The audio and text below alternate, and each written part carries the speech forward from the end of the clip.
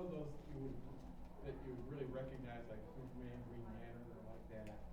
And I say to someone else, I sometimes wonder what it'd be like to work with grown-ups.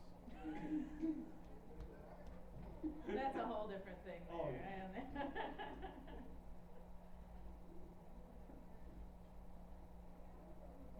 Is it Anna or Anna? Anna. Are you related to Emily Mayer? Yeah. Just thought I'd ask. There's a lot. Oh well, I don't know, but there's a lot of Maynards out there. Okay.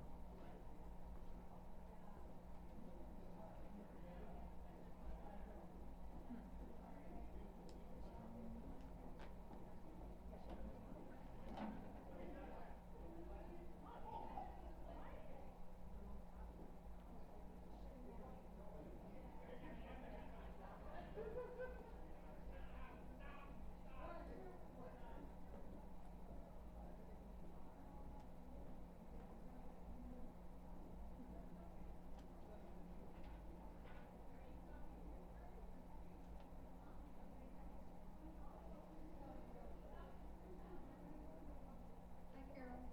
Hey, hey.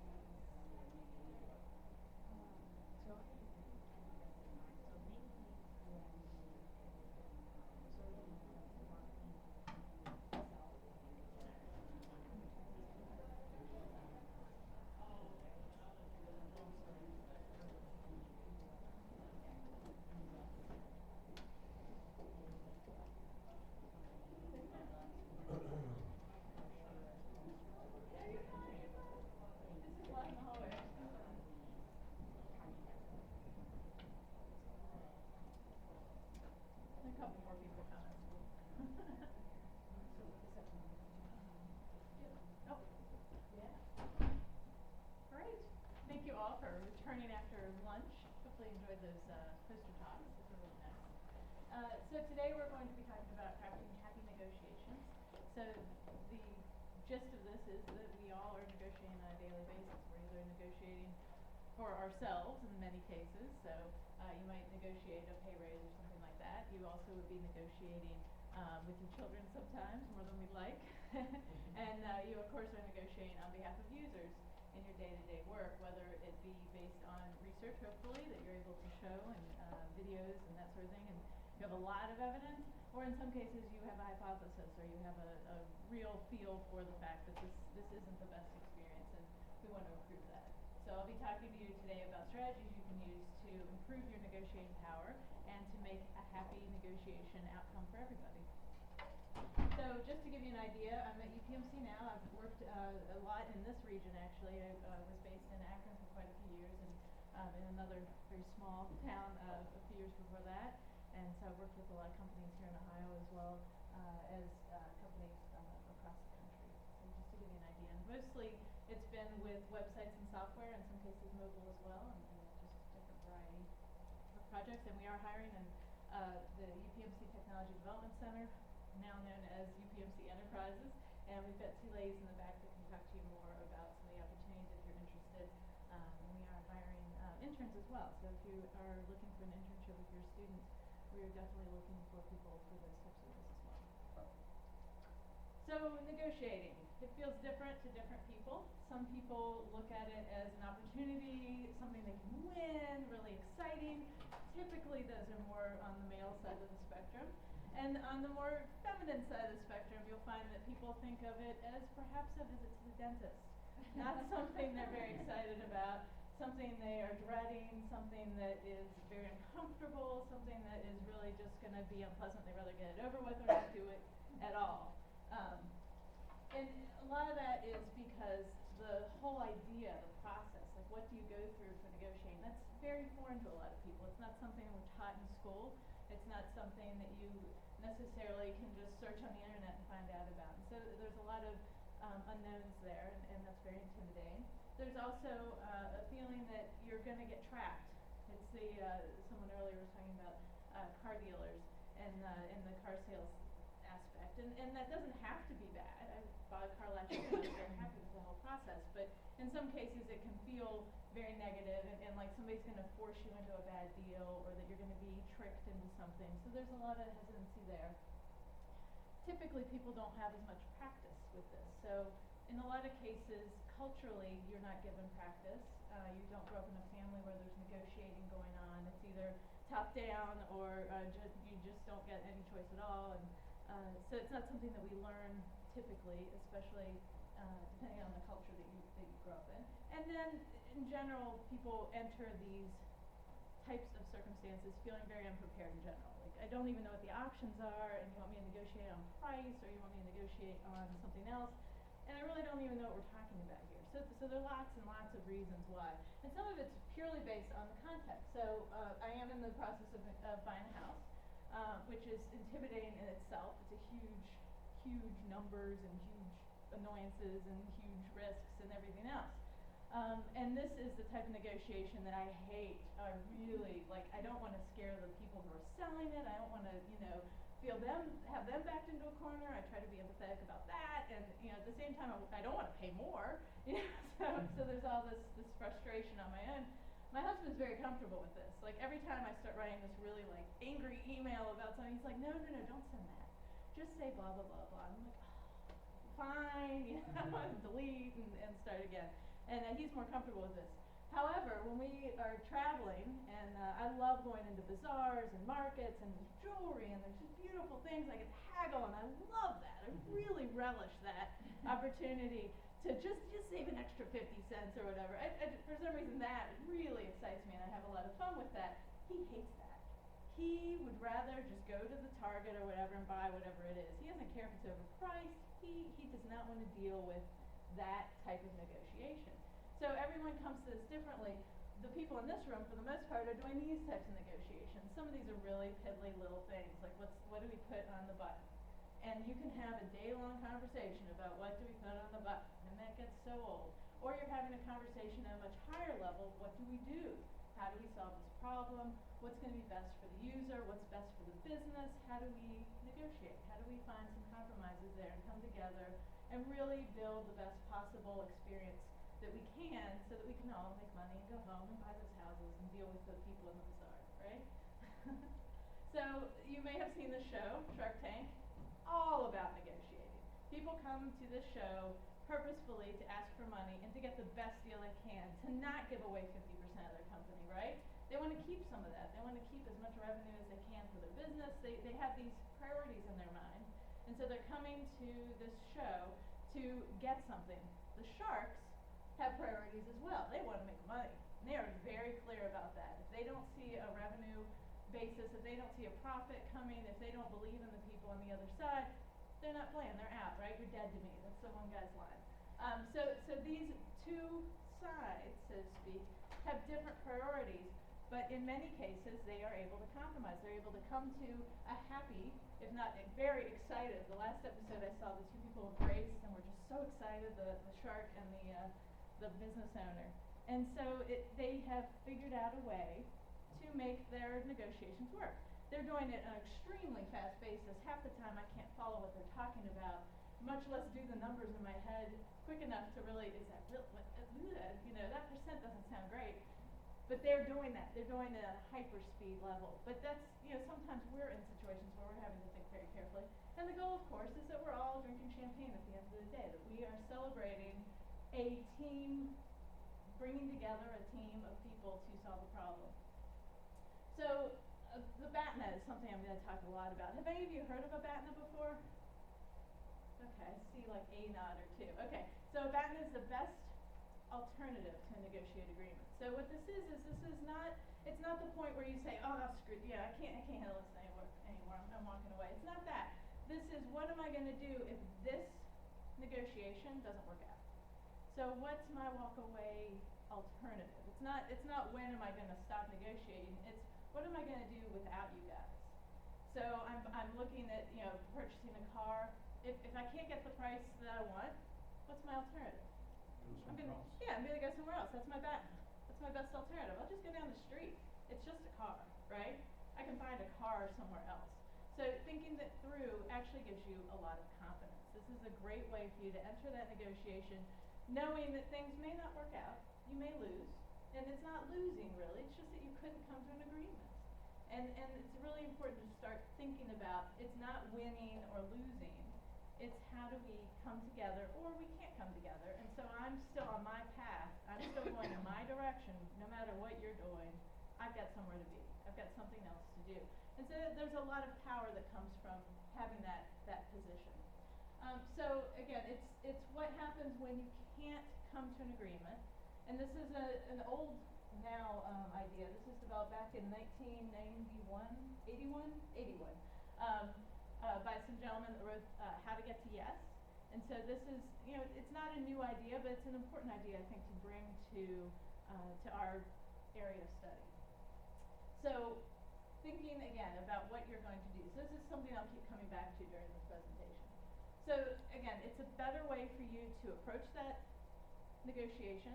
It gives you a way to frame everything that you're talking about. You can keep thinking, is this better than my BATNA? No, I don't think this is better than my BATNA. And you've got something else in your mind to keep you centered, to keep you knowing what your goal is. What is really my goal? My goal is better than my BATNA. So, for example, the house hunting escapade that we've been on, my husband and I, we're currently renting a place. We're paying more than we'd like, but it's a nice place. It's got plenty of room. We've got 2 kids. They've got their own bedroom. So no matter what, during this house hunting thing, it has to be better than what we've got. Like our BATNA is we stay. We keep paying more than we'd like on a rental place. Not horrible. It's fine. That's my BATNA. So with every house we look at, and with every opportunity that we're reviewing, is this really better? No. That makes it easy, right? I walk away. You don't even have to look any further. And so, that's not necessarily a great example for what we're doing here, but it gives you an idea of how this can work in your personal life as well. So the BATNA also prevents you from accepting an agreement that's not really something you should be accepting. So when you think about the people on Shark Tank, they must have a BATNA, or else it's, you know, it would make it awfully difficult to stand in front of those people who are throwing numbers at you. But they have a BATNA, and they have it clear in their mind, solid. They know exactly what the numbers are. They know exactly what they need to do, and they know that if those people in that room are not providing them with the response that they need, they walk away. And you see them do that. They say, you know what, you know, thank you all very much, and they walk out without anything, and that's okay, because it was not to the level of their BATNA. So it helps you to frame, again, all the different offers. So it also can provide you an excellent way to explore more creative solutions. So by having this idea in mind, so the BATNA for this particular interaction is that it stays the same. Some people are failing, people are complaining, it's not great. But that's, you know, that's potentially our BATNA. Not great. Sometimes your BATNA isn't all that great, but that's the BATNA. The goal of negotiating is to really have them buy into the fact that we need to do more user research, we need to better understand their needs, we need to figure out a way to make this interaction much better. That's your goal.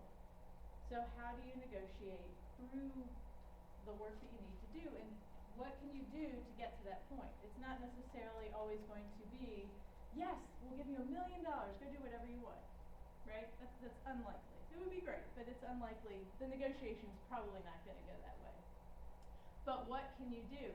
Are they going to provide you potentially with more information? Perhaps you can get more analytics. Perhaps you can get information from a non-competitor who shares the same customers. You know, there are other ways you can go about getting the information you need in order to make your goals happen. But again, if none of that works, you've still got something that you can go with. So the idea is compromise. We need to figure out ways to work with each other. We've got business needs, we've got user needs, we've got all these different competing needs in some cases. How do we get everybody to come in the direction that we want them to go in?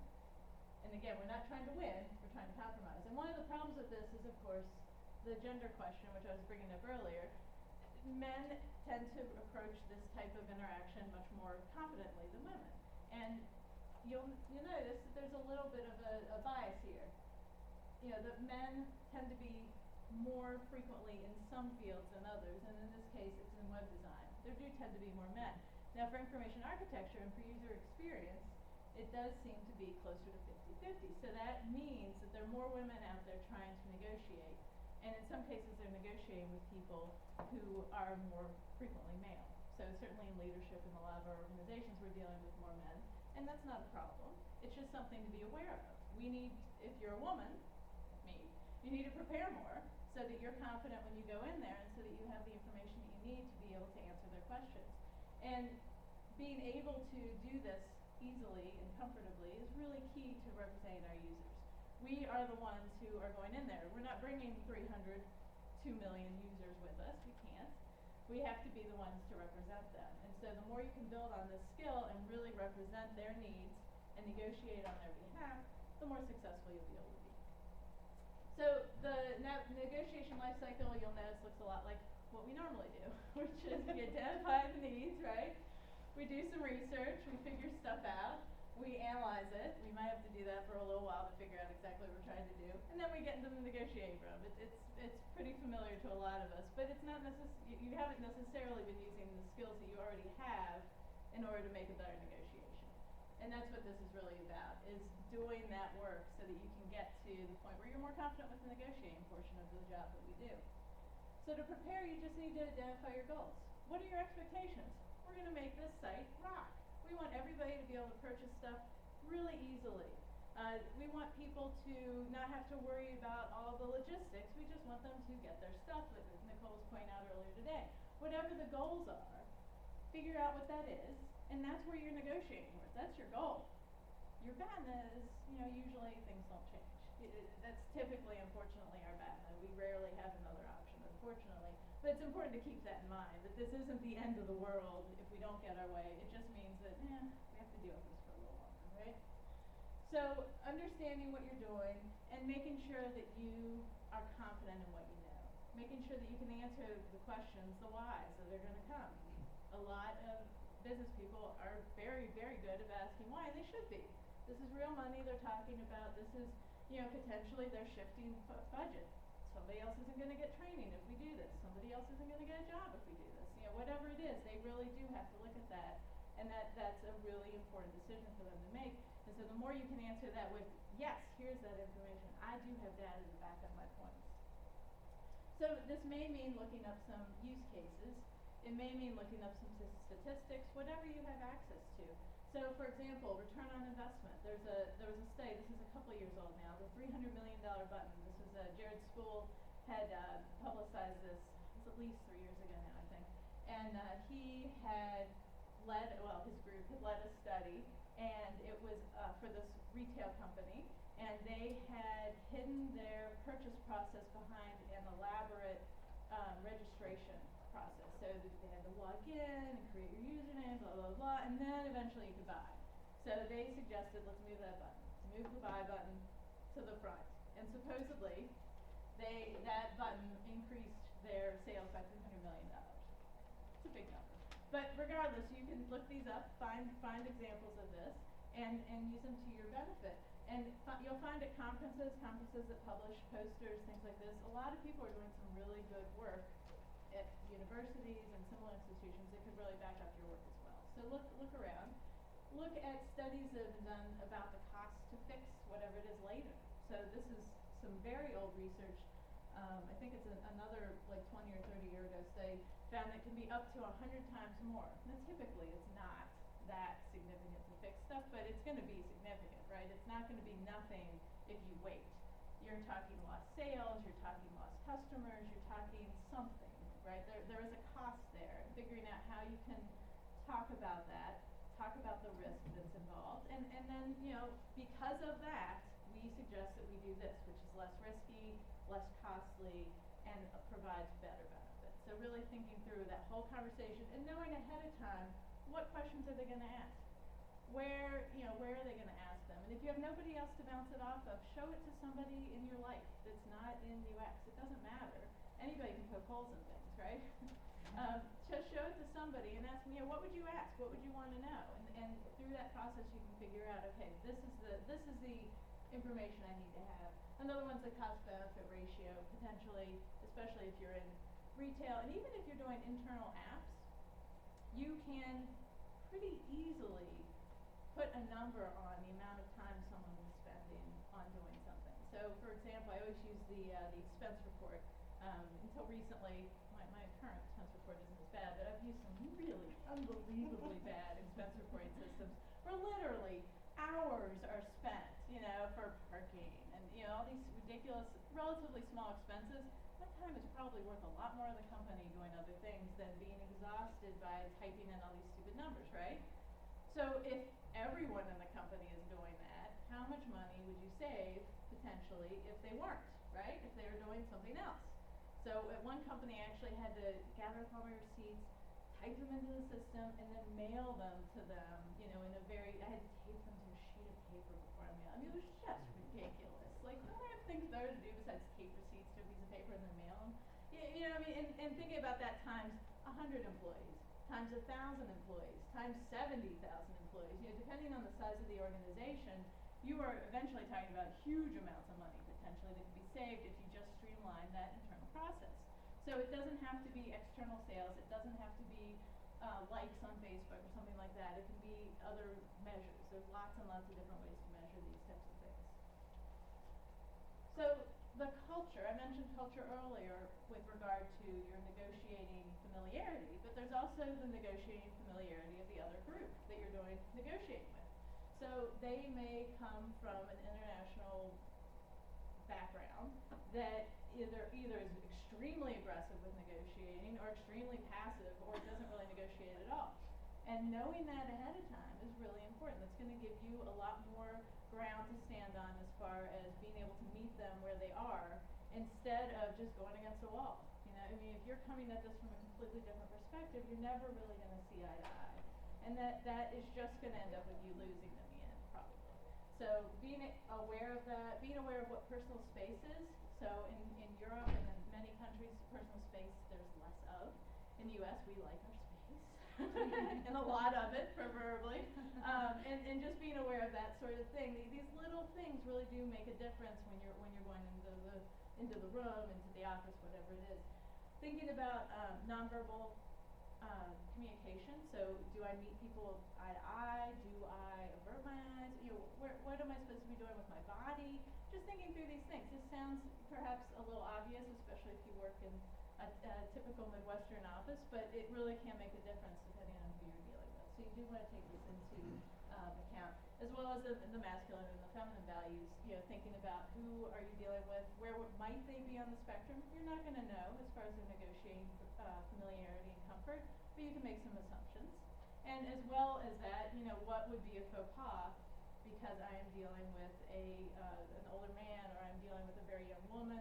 Just think about where are they going to be comfortable, what's going to potentially turn this into something that's not going to go the way I want. So you want to make sure everybody feels comfortable, welcome. They're your user in this case. It's just that you want something from them usually. And then there also, this is another thing, the orientation towards time and their patience level. So I can be very impatient. I just want an answer now. Some people, 6 months, we'll think about it. And I mean, it's a very different world. So if you're working with people from the Middle East or from South America or something like that, their time scale is very different potentially from yours. Not always the case. These are all stereotypes, but typically these are some of the things that you can run into. So if you have a client that's based in South America and they said, let's think about it could be very different than a client in New York City, for example. We're talking hours to weeks, potentially with the same statement in the same situation. So just think about that. So your perspective is really important. Again, I mentioned this already. How you came to learn about negotiating, if this is the first time you've even thought about it, that's very different than a child who grew up in a family where they're constantly negotiating to get more. We've really pushed that with our kids, perhaps to our demise. But we've been trying to teach them to, if they want something, they have to ask for it first of all. I'm not just going to, perhaps they want some milk. They need to ask for it, they need to speak up, they need to really assert themselves and make it obvious to me what they want. Nobody's going to bring them life on a little silver platter. I have time and I don't have a silver platter. So think about that too. Some people grow up in that environment, some people don't. And the relationship, are you friends? Or is there already some uncomfortable situation going on and now you have to talk to this person about this too? And thinking about that and just trying to make it as comfortable as you can. You don't have to like everybody. You're certainly not marrying everybody, but you need to, make it work, just at least for this instance. And then think about the stereotypes. I've already mentioned many stereotypes that may have offended some of you, and I'm sorry. But there are stereotypes out there, and the more you can face up to that and just kind of, push through that, talk to each other as openly as you can, and be honest about who you are and what you're trying to do. And, honesty is always the best policy. It's going to get you a lot further. So think about their perspective in all this as much as you can. If you were running this website, if this was your product, what would be your goals? Are you under huge pressures for deadlines? Probably, right? Are you under huge pressures for budget? Definitely. Thinking about that will help you also to craft this in a way, because let's face it, they're probably going to have to take this to their boss. So you convince them, great. Now they take it to the next step. And you have to give them enough ammunition that they can be your advocate now, as well as all the users, as well as, whatever it is. They need to keep going with this. So think about what they're going to need to really take it to the next level. And if you create the presentation for them or whatever it is that they need, you're a rock star. If they can just take this and move on with it, that's beautiful. They don't have to put any work into it. It makes it so much easier for them to say yes and for the next person to say yes. So think about that as well. And when there are misunderstandings, that of course can cause a lot of mistrust, it can cause a lot of confusion, and just try to address those. Again, honesty. I misspoke. I was not clear with that. Let me amend that. Just trying to be humble and approach things as clearly and as mindfully as you can within the process, and you'll get there. You'll get to a great experiences. So the BATNA, I talked about this before, the best alternative to negotiating agreement. And this is one of the best skills I think you can have as far as having something in your back pocket to just keep thinking about. It's like, I've got something else going on. It's the course of action, again, what are you going to do? If this does not work out, what is our regular go-to plan? What are we going to keep going with? And the better it is, the better your power. So continue to think about it. You don't have to tell anyone that you really realize that in the end you might have to just keep going with the interface. Nobody has to know that. You know that. But nobody else has to know that. From their perspective, they should perceive that this should go forward and we should just make this the best it can possibly be. But, if you need to, or if you think it's actually going to help, you can say, you know what, worst case, we'll stick with the same thing. If that's what we have to do, and here are the risks with that, and talk about it that way. If they have a strong BATNA, you do want to consider what that might be and how that might affect your interests, if you're aware of it or if you can find out. So, you want to always keep that in mind, and you want them to say yes. So you want to keep your BATNA, their information, all that information, and communicate as best you can, and keep your emotions to a minimum. So you don't want to jump up and down if you do get it, if you can help it. Although, as I mentioned on the Shark Show, clearly some people do, and that's okay too. It depends on the environment in a lot of cases. But you also really don't want to go negative. So if you're really not getting what you want, try to keep your face as blank as you can. Not blank, but you know what I mean. Don't show your frustration. Don't show your annoyance. Deal with it as you would if you were in a user research session. So if you were in an interview with a user and they said something horrific, you hopefully would not say, "Oh, I can't believe you said that. That's horrible." Same thing in this. So a lot of the same skills. You just want to keep it as positive as possible so that, again, we can have happy negotiation, right? And finally, you need to control the message. So you've done all your preparing, you know what your BATNA is, you need to control your message. And this is really important. The clarity is really important. Making sure that they're going to hear it. So in some cases, you may need to prove your street cred. You may need to prove that you really know what's going on. You've done your homework, you understand the business, you understand the constraints, whatever it is. You may need to do a little bit of that convincing, and it may be weeks-long process before you can get to the point where you're asking. Depends on the situation. It depends how long you've been with the company. It depends who you're actually even dealing with in many cases. People are best able to negotiate and deal in general with people that look like them. Look being, in air quotes there, but that is true. People tend to relate better to people that look like them. Now, hopefully you work in a very diverse environment, and nobody actually looks like you, because that would be weird. But keep that in mind, that the more you can conform, even just a little bit, to looking more like them, even if it's just for that day, you're more likely to get somewhere. So if you work in an environment where everybody wears jeans and t-shirts, and you tend to like to, dress up a little bit and look like you actually, businessy, dress down that day. And vice versa. If you work in an environment where people wear suits and you tend to be the person who's walking in comfortable clothes and your whatever the shoes that are clunky are, go the other way. So meet people where they are, show respect, and show that you are in it, that you're here, you're part of this, you're part of them, that you are with them on whatever this is. So and of course there are a range of what's reasonable. I'm not expecting, if you work with a lot of people who shave their heads, I'm not suggesting you do that. But whatever you can do to make them feel more comfortable again, it is going to help you as much as possible, or it can help you anyway. So this is another example. So if you are working in that company with the suits, dress up a little bit, leave the hoodie at home. It depends though. In many cases, in a lot of our technology companies, it goes the other way, right? Wear the hoodie, leave the suit at home, don't wear the tie. One guy at our office is starting Tuesday tie day, and it's so funny to see a few people with ties. It's just, very few people at our office wear ties, and it's kind of nice. Yeah, it's different. It depends where you are and what you're doing. So you do want to have a voice and make that voice heard. So come from a place of authority, and the way to do that really is, again, that research, that preparation, bringing the information being prepared with, I hate to use the word, but ammunition, having a lot of things that you can bring out. If you ask this question, I've got this piece of information. You ask this question, I've got that piece of information. I'm ready. I am ready to compromise, not to go to war or anything like that, but I'm ready to compromise. I'm here, and this is what I've got. You can talk about your credentials, you know. I have a master's degree. I've been doing this for 15 years. Whatever it is, talk about that. Show them that you mean business. You've been doing this for long enough. You know what you're doing. You base this on research from 30, 40 odd years of user experience work, cognitive science that goes back 100 years, marketing even that goes back 100 years. There are all these things that you can use in your arsenal and use them. But again, you're not going to war. Just prepare. So the negotiation itself. Again, you want to rely on the facts and keep it unemotional.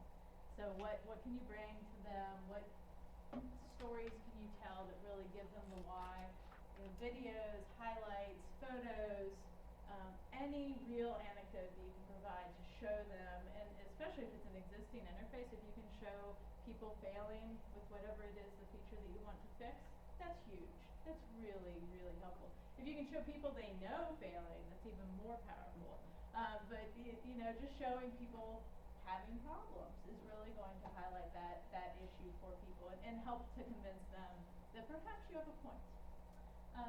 The risks I already mentioned as well, and then the focusing on the benefits. There are always benefits. People may not necessarily value those benefits, but there are always benefits to improving the interfaces.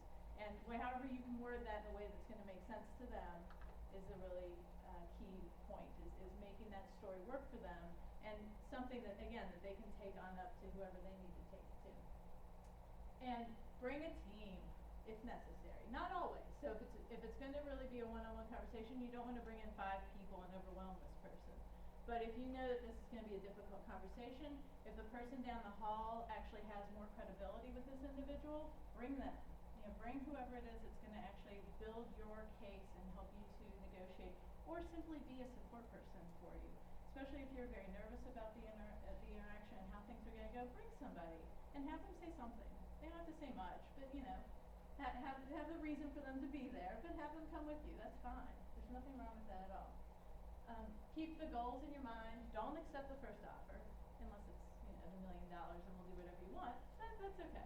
But otherwise, don't accept the first offer. Always try to get closer to what you want, because it's usually not what you want. That first offer is usually low. They want to see where you're. Everybody's got to kind of check out where are you at. What can I get away with? How can I make this person get out of my office? You need to figure out, how much headway you have as well, and try to up it even higher. And for salary negotiations, being a woman, I always push this, but always ask for more. Women in the room and men as well, because other people may not be able to. So I think it's really important that we take it onto ourselves to be asking for more in salary negotiations, but in all situations, you should always shoot for the moon. If you see this, just stop them. It's like, this does not belong in any type of business situation. These people need to grow up, clearly. But yeah, aggression, intimidation, any of that type of stuff, it just has no place in business or specifically in this type of negotiation. So, try to push it to the side, ignore it, or in the end, if you have to, go to your back, because there are some people that just aren't worth your time. But try to, as much as you can, get around that type of behavior and get to your point. Again, keep the emotions out of it, understand the culture, really work with the person and where they're coming from and where you're coming from, and try to be as aware as you can of what your background is and your experience and how that might affect the conversation and that sort of thing. And again, just keep it calm, keep it even as best you can. So if you take the time to underline what the problems are, they're going to be shared problems. The business is perhaps suffering because they're not getting enough sales, and the users are suffering because they're not able to find the button. Those are shared problems. As much as you can emphasize what those shared problems are and how this particular solution is going to address that problem, the better. So whatever you have to bring, new wireframes, applicable prototype, whatever it is, show them how this solves the problem if you can, if you're already at that point. Now, if you're asking for the money or the time to be able to do that, that's a different story. But you can throw together something fairly quickly that at least gets you the concept of where you'd like to go, what you'd like to do. And that's going to help if they can see that you've already done the early thinking. The trap is, of course, well, you already did it. You don't need more money. Exactly like that. But you know, think through it. And if you can, honestly, if you find out that, oh, you know, we actually solved this, that's okay too. You can say, you know what, and if I have more people, I could solve more problems. Wherever you end up, that's fine, as long as you're heading in the right direction. So remember your BATNA, find the best solution you can, and fall back on that BATNA if you have to. Hopefully you won't. Hopefully you'll look like this. So yeah, having the strength in your conviction, knowing what you want, knowing what your outcomes are desired, how they're going to help the business, how they're going to help the user, really building everybody up, because that's what this is about. Again, it's compromise. It's bringing this all together, making a better solution and making better experiences. And here's my contact information. And the questions, I didn't, nobody really had questions. It's not very deep, but it's important. Any questions or comments or experiences? Anybody want to share an experience that they had negotiating on behalf of the user or in personal life? I always find those interesting. Yeah? So a little bit of experience that I've had in getting someone to move forward, making something more usable is if you can present, if you can anticipate what the person you're talking to, like your marketing department, has a problem, not enough people are buying stuff off your website. If you can frame your solution, like let's make the site more usable in terms of their problem, you will be much more successful than if you just say, we need user testing and we need usability on the site. And they're gonna be like, so. Right. Yeah. And I've got some books here. If you're interested in learning more about negotiating, the Getting to Yes book is an excellent book, personally or professionally. It's an excellent book. It's easy to read. You can listen to it in the car or whatever. It's on. I know it's on tape. You can also find it on the various whatever solutions you're using these days. And that's a really great book. Ask for It is more for women, but it's a nice book as well. Game Pass No was the follow-up to Game to Yes. It is an equally good book. And then there's some other ones there as well. Bless you. And that's just great. Well, I guess you need a longer break then. Thank you very much.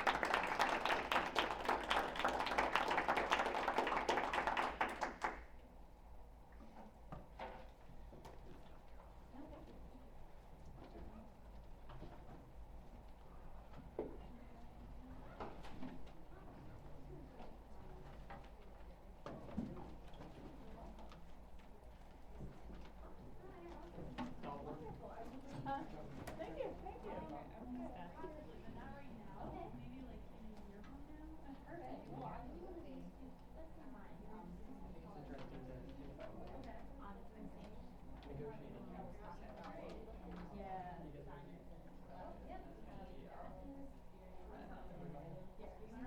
It is, unfortunately. Yeah. Yes. And that is really the trick, because they can always say, well, you know, and a lot of times that is what you're stuck with, but continuing to push it, I think, is important, even if you know it's going to be reassured. It's so hard in a lot of cases. But yeah, if you think of something better than that.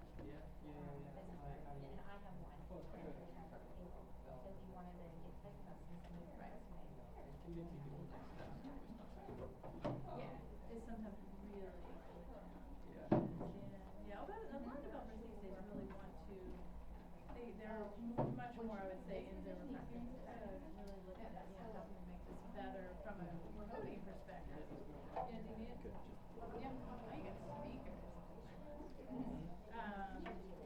But yeah, so I think it's actually getting easier. But it's still enough for a balance. It's hard to argue with why not spend no money. That is an option. It's not the best option. It's certainly not. So yeah, it's kind of yeah. We have Anyways, good job. Thank you.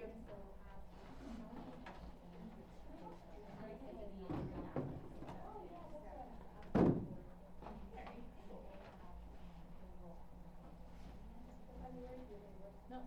Great job as usual. Oh, thank you. Thank you. That was wonderful. Really enjoyed it. Did you get some? And I would also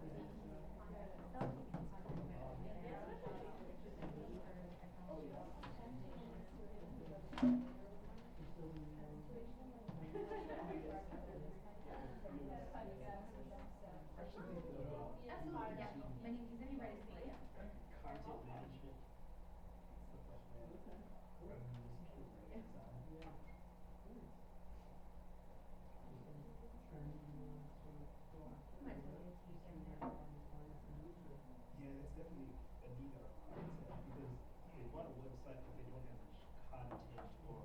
did really knowledge of what they want, so we want to kind of build that. It's kind of a challenge sometimes to find what that is. Yeah, and it's a huge part of the organization, so. Yeah, just remind me of everything we talked about. Yeah. And I'll pass it on. And that's just a different area, so, it's not the exact same job description, it's basically, that's in a for-profit area. It's like so long as it's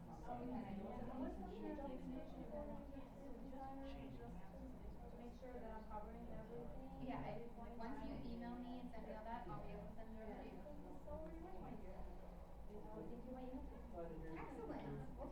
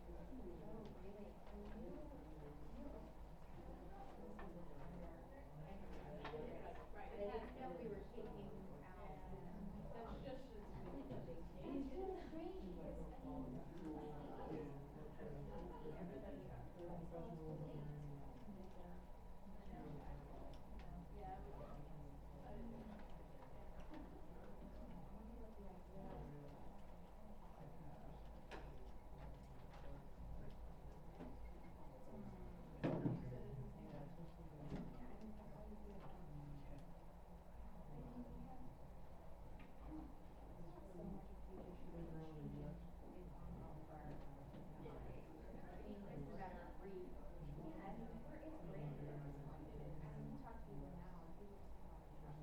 Thanks.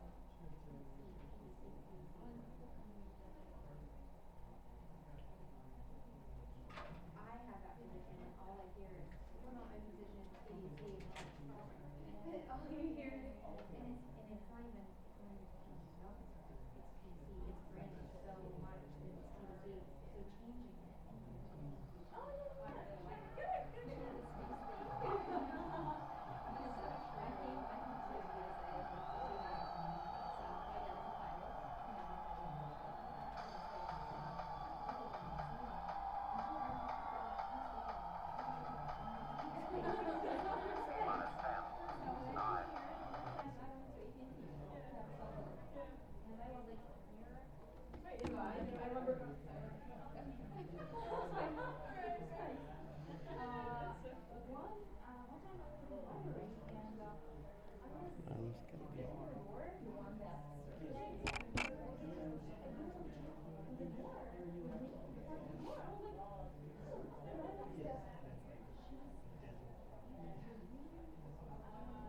So it didn't bother her at all, right? So I told her. Are you scared? You let her do? I'm here, I'm glad you told me. And we became friends that night, so. Good thing what you do at night. Really?